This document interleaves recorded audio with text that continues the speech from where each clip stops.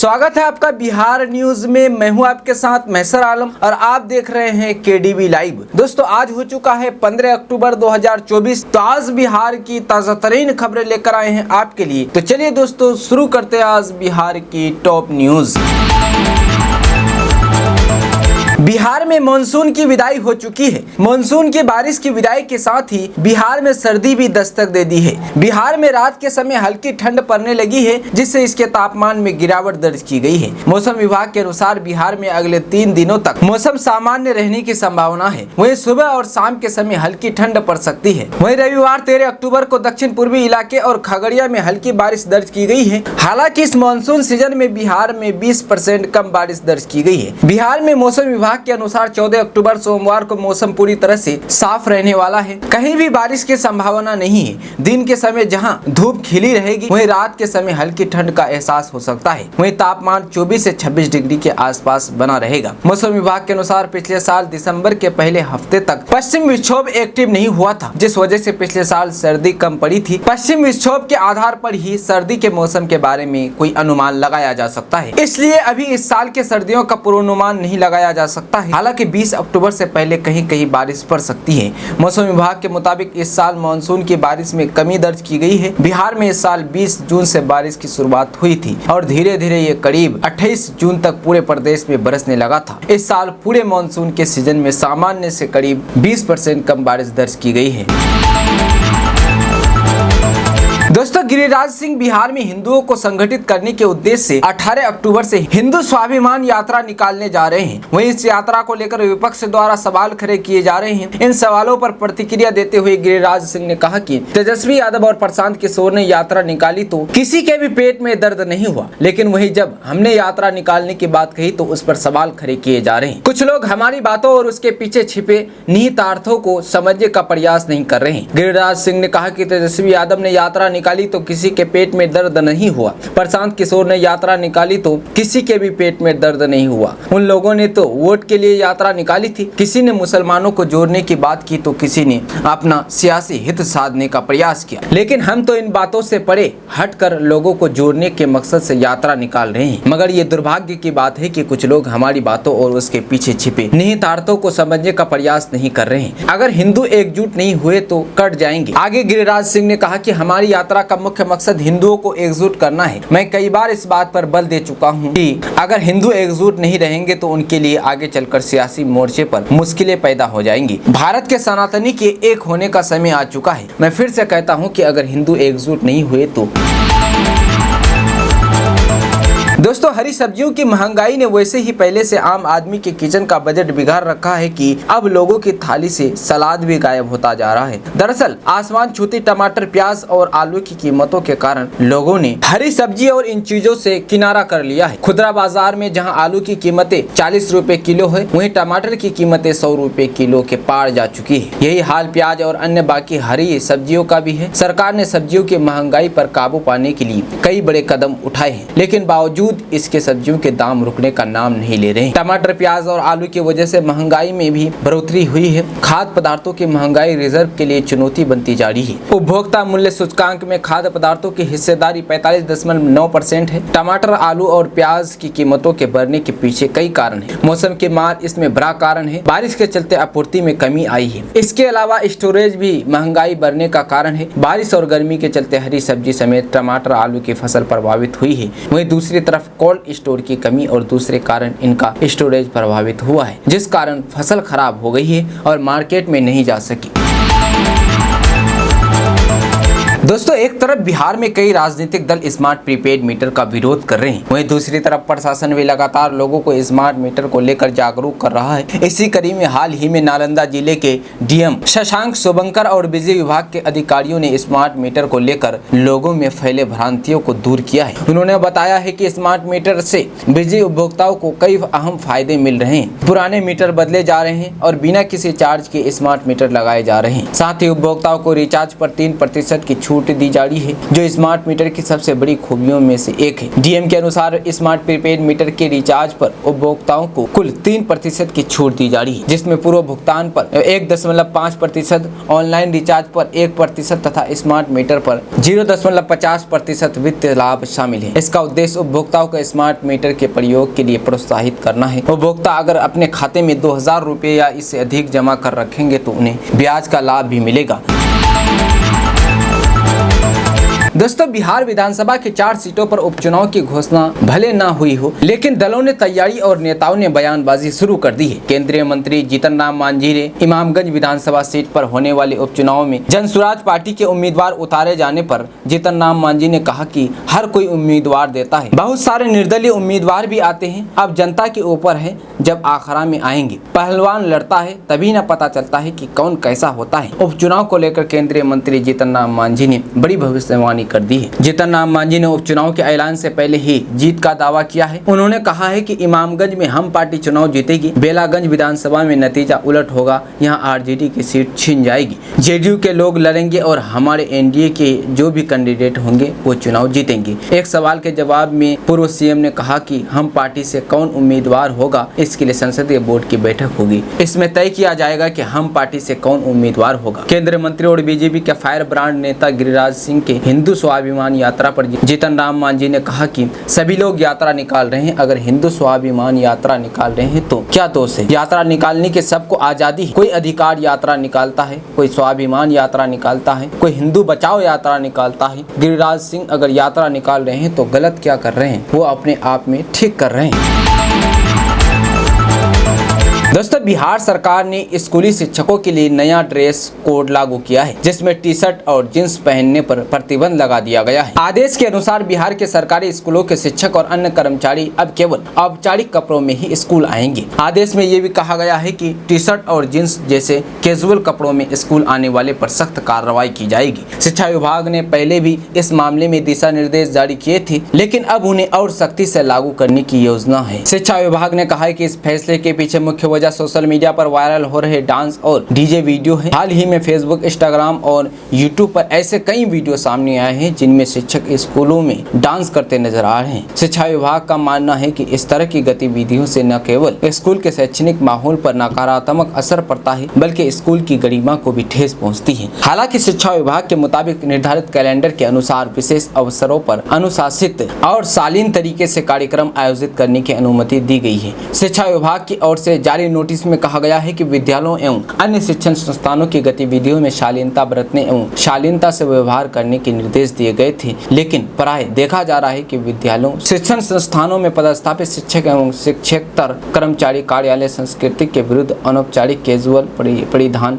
जैसे jeans T shirt में विद्यालय शिक्षण संस्थानों में आ रहे हैं। शिक्षा विभाग ने नोटिस में कहा है कि विद्यालय परिसर में social media, Facebook, YouTube, Instagram आदि एवं अन्य माध्यमों से डांस, डीजे, डिस्को एवं अन्य निम्न स्तरीय गतिविधियां संचालित होते पाए गए हैं। विभाग ने कहा है कि विद्यालय परिसर में शिक्षकों एवं शिक्षकेतर कर्मचारियों के इस प्रकार के आचरण एवं व्यवहार से शैक्षणिक वातावरण पर नकारात्मक प्रभाव पड़ता है, जो कहीं से भी स्वीकार्य नहीं है।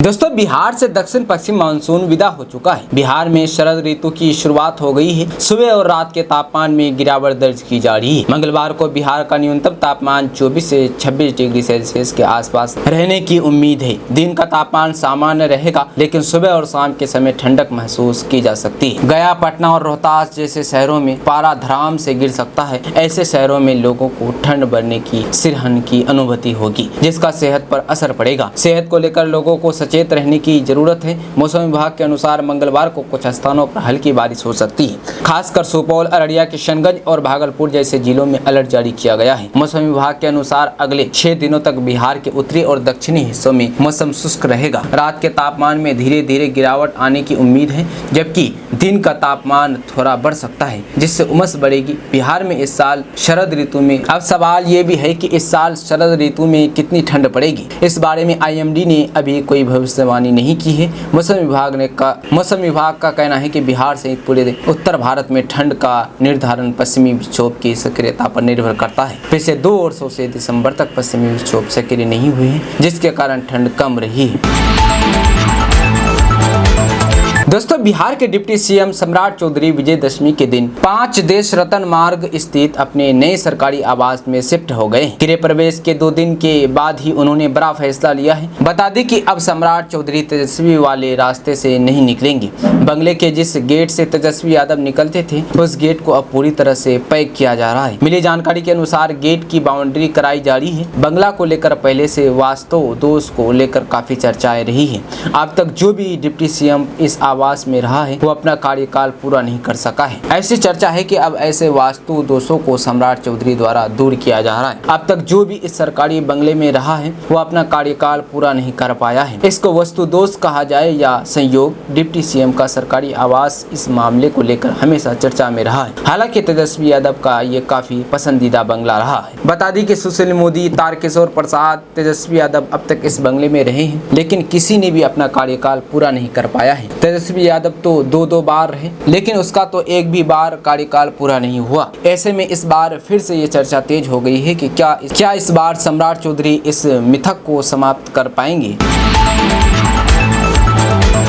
दोस्तों, बिहार पुलिस के जवानों का ऑर्केस्ट्रा गर्ल के साथ ठुमके लगाने का कोई नई बात नहीं है। अक्सर इस तरह के मामले सामने आते रहते हैं। ताज़ा मामला सीतामढ़ी से सामने आया है, जहां मूर्ति विसर्जन के बाद आयोजित ऑर्केस्ट्रा प्रोग्राम में वर्दीधारी थाने के चौकीदार ने बार बाला के साथ जमकर ठुमके लगाए। दरअसल सीतामढ़ी में दुर्गा पूजा के विसर्जन के अवसर पर जमकर अश्लीलता परोसी गई।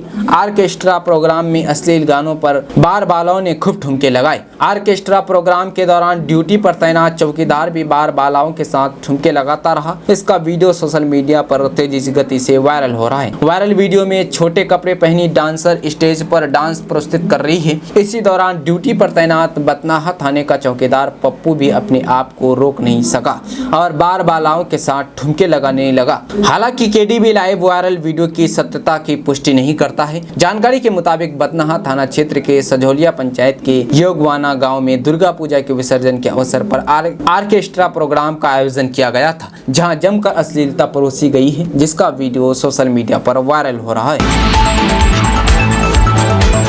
दोस्तों, बिहार सरकार के आपदा प्रबंधन विभाग ने राज्य के विभिन्न जिलों में बाढ़ से हुए नुकसान की सभी विभागों की रिपोर्ट मांगी है। आपदा प्रबंधन विभाग द्वारा समेकित रूप से नुकसान की रिपोर्ट तैयार की जाएगी। इस रिपोर्ट के आधार पर आपदा प्रबंधन विभाग द्वारा एक प्रेजेंटेशन तैयार किया जाएगा, जिसे केंद्र से आने वाली टीम के समक्ष दिखाया जाएगा। बाढ़ से हुए नुकसान का आकलन करने जल्द ही केंद्रीय टीम बिहार का दौरा करेगी। केंद्रीय टीम में समक्ष सड़क, फसल, घर व जान माल को हुए नुकसान की रिपोर्ट की जाएगी। सड़क को हुए नुकसान की रिपोर्ट 2 चरणों में आनी है। पहले चरण की रिपोर्ट आरंभिक रिपोर्ट है। ये रिपोर्ट नियंत्रण कक्ष को प्रतिदिन भेजी जाने वाली रिपोर्ट के आधार पर है। इस रिपोर्ट में सड़क के कई जगहों पर कट जाने, फ्लैंक के कटने और कई पुलों के अप्रोच पथ पर तथा कई जगहों पर निर्माणाधीन सड़क के डाइवर्जन बह जाने के हैं। अब सड़क से पानी उतर रहा है, इसे ध्यान में रख पथ निर्माण विभाग ने अपने सभी डिवीजनों से विस्तार से ये रिपोर्ट मांगी है कि उनके डिवीजन में कितने स्टेट हाईवे व मेजर डिस्ट्रीब्यूटर पथ को किस स्तर पर नुकसान हुआ है, इन्हें मेटरेबल बनाने या फिर नए सिरे से निर्माण पर किस तरह का खर्चा होगा। सबसे अधिक नुकसान सीमांचल व भागलपुर जिले में हुआ है। इसके अतिरिक्त पटना व नालंदा जिले में भी कुछ जगहों पर सड़क कट गई है। उत्तर बिहार में भी कई जगहों पर सड़क कट गई है। आपदा प्रबंधन विभाग ने बाढ़ की वजह से हुई फसल क्षति की विस्तृत रिपोर्ट कृषि विभाग से मंगाई है। कृषि विभाग का आकलन ये है कि प्रदेश के 30 से अधिक जिलों में बाढ़ की वजह से फसल को नुकसान हुआ है। राज्य सरकार ने अपने स्तर से प्रथम चरण के बाढ़ के दौरान हुए फसल नुकसान के लिए 229 करोड़ रुपए कृषि विभाग को उपलब्ध करा भी दिया है। दोस्तों, बिहार में पहली बार बड़ी संख्या में नौकरशाहों की राजनीति में एंट्री हो रही है। हाल के दिनों में कई IAS, IPS और IFS भारतीय विदेश सेवा के कुछ पूर्व अधिकारियों ने जनसुराज, कांग्रेस और JDU की सदस्यता ली है। अक्टूबर के पहले सप्ताह में पटना के SP ग्रामीण समेत विभिन्न पदों पर रहे पूर्व IPS ललन मोहन प्रसाद ने JDU की सदस्यता ले ली। जनसुराज पार्टी के पहले राष्ट्रीय कार्यकारी अध्यक्ष पूर्व IFS अधिकारी मनोज भारती चर्चा में बने हुए हैं। प्रशांत किशोर ने अनुसूचित समुदाय के मनोज भारती को आगे कर जातियों के खांचे में उलझी राजनीति को नई हवा दे दी है। इससे पहले पहली बार अक्टूबर को भाजपा छोड़ने वाले पूर्व IPS अधिकारी अरविंद ठाकुर ने 2 अक्टूबर को जनस्वराज पार्टी की सदस्यता ग्रहण कर 2025 के विधानसभा चुनाव में विधायकी लड़ने की मंशा को स्पष्ट कर दिया है। ठाकुर को जनस्वराज से छोड़ने के पीछे बिहार के पूर्व DG राकेश मिश्रा मुख्य सेंटर बताए जा रहे हैं। उधर लोकसभा चुनाव में बक्सर से निर्दलीय ताल ठोककर भाजपा की नाव को डुबाने वाले पूर्व IPS अधिकारी आनंद मिश्रा भी जनसुराजी बन चुके हैं। मिश्रा अब सांसद बनने के बजाय तत्काल विधानसभा चुनाव पर फोकस कर रहे हैं। मुख्यमंत्री नीतीश कुमार के भरोसेमंद नौकरशाह रहे पूर्व IAS अधिकारी मनीष वर्मा JDU के सदस्यता ग्रहण करने के बाद संगठन में अहम दायित्व पाने में सफल रहे। राष्ट्रीय महासचिव बनाए जाने के साथ ही वर्मा धरातल पर संगठन बनाने में जुटे हुए हैं। मनीष वर्मा बिहार के सभी जिलों का दौरा करके राजनीतिक नब्ज टटोल रहे हैं। हर एक जिले में 1-2 दिनों तक प्रवास करके संगठन के साथ क्षेत्र के बुद्धिजीवियों से भी मुलाकात कर रहे हैं। वर्तमान में JDU के उभरते हुए कुशल संगठक के रूप में मनीष की चर्चा हो रही है। इसके पहले भी दर्जनों IAS और IPS अधिकारी जनसुराज और कांग्रेस में शामिल हो चुके हैं। इस बार 2 दर्जन से ज्यादा IAS और IPS अधिकारी विधानसभा चुनाव लड़ते नजर आ सकते हैं। सबसे बड़ा सवाल यह है कि क्या नौकरशाह बिहार की राजनीति को नई दिशा दे पाएंगे? क्या जनता नौकरशाहों पर भरोसा जताएंगी या नहीं?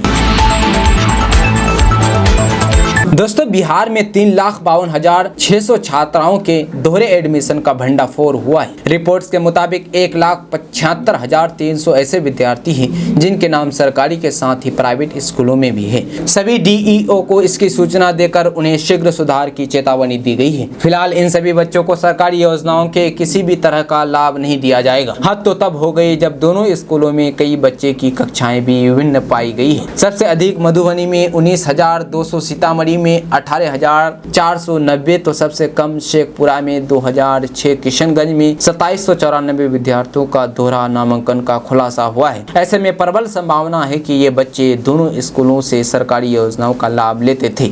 इस संबंध में BEPC के प्रशासकीय पदाधिकारी शाहजहां ने बताया कि स्कूलवार बच्चों की संख्या की सूची उपलब्ध कराते हुए सुधार के लिए सभी जिला शिक्षा पदाधिकारियों को पत्र भेजा गया है। हर हाल में दोहरा एडमिशन को शून्य करने का आदेश दिया गया है। फिलहाल दोहरे नामांकित बच्चे DBT डायरेक्ट बेनिफिट ट्रांसफर के माध्यम से उपलब्ध कराए जाने वाले लाभ से वंचित रहेंगे। दोस्तों, बिहार में रहने वाले लोगों के लिए एक बड़ी खबर आ रही है। नीतीश सरकार राज्य के 5 जिलों को हाईटेक बनाने जा रही है। इन जिलों में सरकार के द्वारा टेली ICU स्थापित करने का फैसला लिया गया है। खबर के अनुसार सरकार एक नेशनल एजेंसी के माध्यम से बिहार के पूर्वी चंपारण, सुपौल, बांका, बक्सर और नवादा में टेली ICU की स्थापना करेगी। इससे इन जिलों के लोगों को काफी फायदा होगी। इसको लेकर दिशा निर्देश जारी कर दिया गया है। बता दें कि बिहार के इन जिलों में बनने वाले प्रत्येक टेली ICU में कम से कम 10 बेड होंगे। साथ ही साथ ICU में तमाम तरह की आधुनिक जीवन रक्षक उपकरण उपलब्ध कराए जाएंगे ताकि गंभीर मरीजों को समय पर बेहतर चिकित्सा से उनकी जान बचाई जा सके। दरअसल बिहार सरकार द्वारा स्थापित किए जाने वाले इस टेली ICU का प्रभार राज्य के मेडिकल कॉलेजों से पास करने वाले PG, इसमें मेडिकल अफसर की भी तैनाती की जाएगी। इसकी तैयारी चल रही है। दोस्तों, 2025 में बिहार विधानसभा का चुनाव है और उससे पहले नीतीश सरकार ने बड़ा गिफ्ट दे दिया है। बिहार सरकार के पंचायती राज विभाग में 15,610 पदों पर जल्दी भर्ती होगी। पंचायती राज विभाग की ओर से बुधवार 9 अक्टूबर को ये जानकारी मंत्री केदार गुप्ता ने दी है। नियुक्ति से लेकर बहाली तक की प्रक्रिया 2025 के विधानसभा चुनाव से पहले पूरी हो जाएगी। पंचायती राज विभाग के अपर मुख्य सचिव मिहिर कुमार सिंह ने बताया है कि नवम्बर से आवेदन की तारीख रखी गई है। जल्द ही आवेदन की तारीख की घोषणा कर दी जाएगी। जनरल के लिए 500 जबकि आरक्षित लोगों के लिए 250 रुपये आवेदन शुल्क है। अभ्यर्थी ऑनलाइन आवेदन करेंगे। 15,610 पदों से में 4,351 पद अस्थायी नियुक्त होगी, जबकि 11,259 पदों पर संविदा के आधार पर बहाली होगी। अस्थायी नियुक्ति में सबसे अधिक पंचायत सचिव के लिए 3,525 पद हैं। इसके अलावा लिपिक के लिए 504, चपरासी के लिए 5, लेखा परीक्षक के लिए 28, जिला परिषद जूनियर इंजीनियर के लिए 104, पंचायती राज अधिकारी के लिए 112, निम्न श्रेणी लिपिक के लिए 1 और जिला परिषद निम्न श्रेणी लिपिक के लिए 72 पद रहेंगे। इन सब की बहाली कर्मचारी चयन आयोग और बिहार लोक सेवा आयोग दोनों से होगी। इसकी प्रक्रिया जल्द शुरू होने वाली है।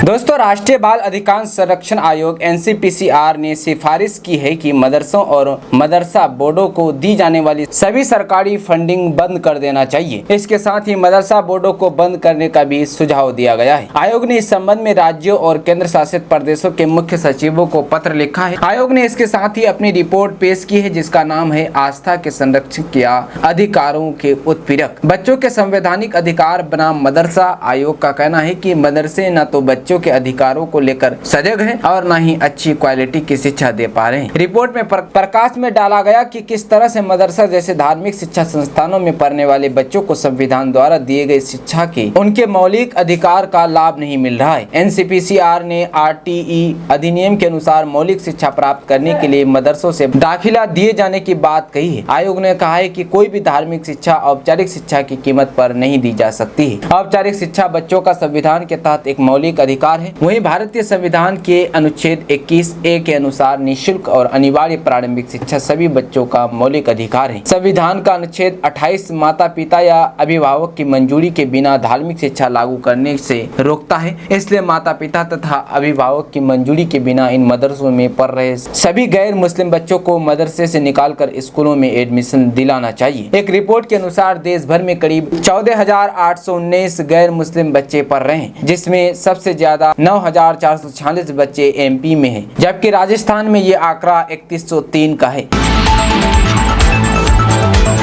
दोस्तों, बिहार NDA में एक बार फिर तकरार वाली स्थिति दिख रही है। सीमांचल को केंद्र शासित प्रदेश बनाने को लेकर BJP और CM नीतीश कुमार की पार्टी JDU आमने सामने है। दरअसल सोमवार 14 अक्टूबर को BJP विधायक और पार्टी के फायर ब्रांड नेता हरिभूषण ठाकुर बचौल ने केंद्र सरकार से मांग करते हुए कहा कि बिहार के मुस्लिम बहुल सीमांचल के जो इलाके किशनगंज, अररिया, पूर्णिया और कटिहार है, उसे केंद्र शासित प्रदेश बनाया जाए। बचौल ने न्यूज चैनल से बात करते हुए कहा कि सीमांचल में हिंदू अल्पसंख्यक हो गए, बांग्लादेशी घुसपैठियों का कब्जा हो गया, ये अंतर्राष्ट्रीय बॉर्डर से सटे इलाके हैं, सावधानी बरतना जरूरी है। ये भी कहा है कि सीमांचल, दरभंगा, मधुबनी समेत कई जिलों में हिंदुओं की बहन बेटियों की सुरक्षा पर खतरा है। धर्म के नाम पर देश का विभाजन हुआ था। भारत बनाम हिंदू राष्ट्र, पाकिस्तान बनाम मुस्लिम राष्ट्र, इसलिए सीमांचल को केंद्र शासित प्रदेश बनाया जाए। सीमांचल में हिंदुओं को हर तरीके से प्रताड़ित किया जा रहा है। BJP विधायक बचौल की ओर से मुस्लिम बहुल सीमांचल को केंद्र शासित प्रदेश बनाने की मांग JDU की ओर से तीखी प्रतिक्रिया दी गई है। JDU के राष्ट्रीय प्रवक्ता राजीव रंजन ने कहा है कि हिंदू, मुस्लिम, सिख, ईसाई बिहार में मिलजुल कर रहते हैं। बिहार में सांप्रदायिक सौहार्द का वातावरण है। ऐसे बयानों का कोई औचित्य नहीं है। दूसरी ओर राजीव रंजन ने बाबा सिद्दीकी की हत्या पर दिए जा रहे बयानों पर भी प्रतिक्रिया दी। उन्होंने कहा है कि बाबा सिद्दीकी का जन्म बिहार में हुआ था। जान जाने पर राजनीति नहीं होनी चाहिए। हर हत्या न सिर्फ उस परिवार की क्षति है, बल्कि उनसे जुड़े लोग भी मरम्मत होते हैं। बाबा सिद्दीकी की हत्यारों को कठोर से कठोर सजा मिलनी चाहिए।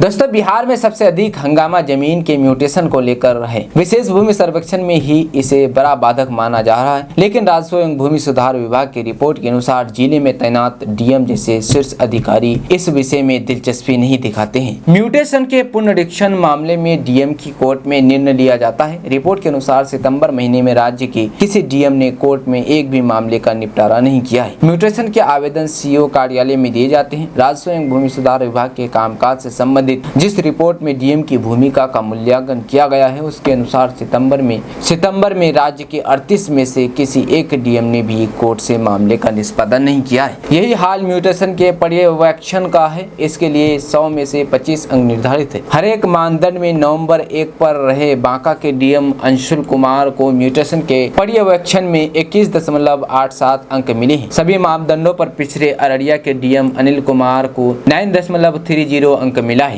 अपनी जमीन का म्यूटेशन कराने से पहले आम लोगों और किसानों को कुछ बातें जरूर ध्यान में रखनी चाहिए। आमजन अपनी जमीन से जुड़े कागजातों को दुरुस्त रखे। इससे भूमि सर्वे होने पर मालिकाना हक मिलने में दिक्कत नहीं होगी। किसान भूमि सर्वेक्षण से पहले मेड़ो आड़ को ठीक कर लें। इसके साथ ही अपनी भूमि का सही सीमांकन कर ले। भूमि सर्वेक्षण के समय रैयत अपने सभी कागजातों को दुरुस्त रखे। खेतों की चौहद्दी की भी सही जानकारी अपने खास पास रखे। किसान ग्राम सभा में जाकर वंशावली सत्यापन सहित सभी कार्यों में सर्वेक्षण कर्मियों की मदद भी कर सकते हैं। ध्यान रहे कि भूमि सर्वेक्षण से संबंधित प्रपत्र ऑनलाइन और ऑफलाइन दोनों ही माध्यम से जमा किए जा सकते हैं। दोस्तों, मुख्यमंत्री नीतीश कुमार ने जेडीयू की कमान पार्टी के राष्ट्रीय महासचिव मनीष कुमार वर्मा के हाथ में सौंप दी है। वैसे तो 3 बड़े नेताओं मनीष कुमार वर्मा, अशोक चौधरी और श्याम रजक को राष्ट्रीय महासचिव बनाया गया है, लेकिन पार्टी की कमान मनीष कुमार वर्मा के हाथ में दे दी गई है। राष्ट्रीय अध्यक्ष और बिहार के मुख्यमंत्री नीतीश कुमार के दिशा निर्देश पर बिहार के सभी 38 जिलों में कार्यकर्ता समागम का आयोजन किया जा रहा है। यह समागम 27 सितंबर 2024 को मुजफ्फरपुर जिले से शुरू हुआ है, जो 20 जनवरी 2025 तक नालंदा जिले में समाप्त होगा। इस कार्यक्रम में हर जगह मनीष कुमार वर्मा मुख्य अतिथि के रूप में शामिल हो रहे हैं। 4 जिलों मुजफ्फरपुर, सीवान, जहानाबाद और खगड़िया में यह कार्यक्रम संपन्न भी हो चुका है। इस कार्यक्रम के तहत मनीष वर्मा 13 अक्टूबर को मोतिहारी पहुंच रहे हैं। यहां स्टेशन रोड स्थित MS कॉलेज में 14 अक्टूबर को कार्यकर्ता समागम और 15 अक्टूबर को बिहार संवाद कार्यक्रम में मनीष वर्मा मुख्य अतिथि के रूप में उपस्थित रहेंगे। इस कार्यक्रम में पंचायत से लेकर प्रखंड और जिला स्तर के कार्यकर्ता और पदाधिकारी शामिल होंगे। संबोधन के बाद पार्टी के राष्ट्रीय महासचिव जिले के सभी अलग अलग विधानसभा क्षेत्रों में पदाधिकारियों से मुलाकात करेंगे। साथ ही समता पार्टी के समय से जुड़े वरिष्ठ नेताओं को सम्मानित करेंगे। किशनगंज में सैकड़ों पूजा पंडालों में स्थापित दुर्गा के मूर्त का शांतिपूर्ण विसर्जन हो गया है। इस दौरान दर्जनों सांस्कृतिक कार्यक्रम आयोजित किया गया है। जी हां, किशनगंज में दुर्गा पूजा के समापन के बाद रविवार को धूमधाम के साथ दुर्गा के मूर्त का विसर्जन किया गया है। जिले के 7 प्रखंडों में निर्मित पूजा पंडालों में स्थापित दुर्गा के मूर्त का विसर्जन किया गया है। तो किशनगंज जिले के नगर क्षेत्र से लेकर ग्रामीण क्षेत्रों में शनिवार को विजयदशमी पर्व मनाने के बाद रविवार दोपहर से लेकर रात्रि तक दुर्गा के मूर्त विसर्जन किया गया है। सैकड़ों भक्तों के द्वारा धूमधाम व हर्षोल्लास के साथ मूर्त का विसर्जन किया गया है। कई जगहों में महाप्रसाद का भी वितरण किया गया है। वहीं शहर के प्रसिद्ध पूजा पंडाल मिलनपल्ली, लाइनपारा, मनोरंजन क्लब, रुईधासा, सुभाषपल्ली, पश्चिम पाली, कलटेक्स चौक, धर्मगंज आदि में महिलाओं के द्वारा सिंदूर खेला कार्यक्रम आयोजन कर दुर्गा मूर्त का विदाई दी गई है। वहीं दर्जनों हिस्सों में सांस्कृतिक कार्यक्रमों का भी आयोजन किया गया है, जहाँ स्थानीय कलाकार अपनी अपनी प्रतिभाओं को दिखा रहे हैं। साथ ही कई हिस्सों में मेले का भी आयोजन किया गया है। वहीं सभी विसर्जन स्थलों में भारी मात्रा में पुलिस वालों की तैनाती की गई है। इन विसर्जन स्थलों में CCTV के कैमरे भी लगाई गई है, जहां पुलिस पदाधिकारी ऑनलाइन मॉनिटरिंग भी कर रही है। किशनगंज DM व SP खुद कई स्थलों का निरीक्षण कर व्यवस्थाओं का जायजा ले रहे हैं। दोस्तों, आप इस खबर को लेकर क्या कहेंगे? आप भी अपना राय कमेंट बॉक्स में जरूर बताएं और साथ ही KDB लाइव फेसबुक पेज में नया है तो पेज को फॉलो जरूर करें। तो चलिए दोस्तों, अभी तक के लिए इतना ही, फिर मिलते हैं अगली अपडेट के साथ।